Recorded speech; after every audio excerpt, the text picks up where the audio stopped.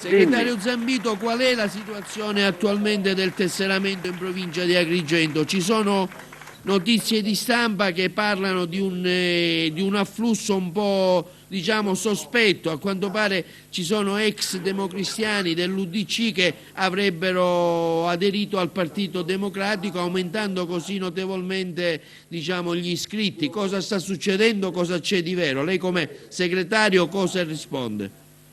Ma intanto che il tesseramento nel 90% dei casi si è svolto regolarmente.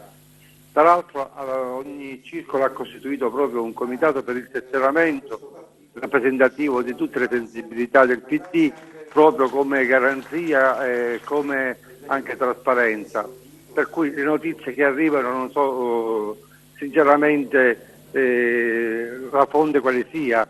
Il caso Real Monde, come è stato segnalato dall'articolo online, è un caso che non esiste di fatto, o quantomeno non esiste nei termini riportati dall'articolo, nel senso che nulla ha a che fare Cuffaro diciamo, con questa storia.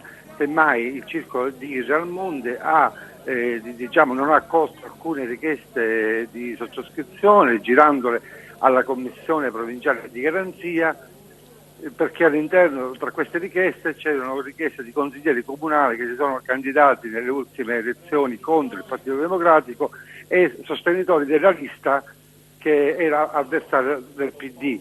Quindi ha regolarmente fatto un verbale che ha girato alla Commissione Provinciale di Garanzia, che sarà chiamata ad esprimersi. Poi se si vuole fare un caso è normale che ormai la comunicazione svolge a volte un ruolo poco chiaro, e l'articolo a cui mi riferisco sinceramente mi lascia molto perplesso, perché immaginare Real Monde, un piccolo comune, come diciamo, che possa creare squilibri all'interno del Partito Democratico mi fa un po' ridere. Ci sono buone notizie anche relativamente al tesseramento del Partito Democratico a Cammarata.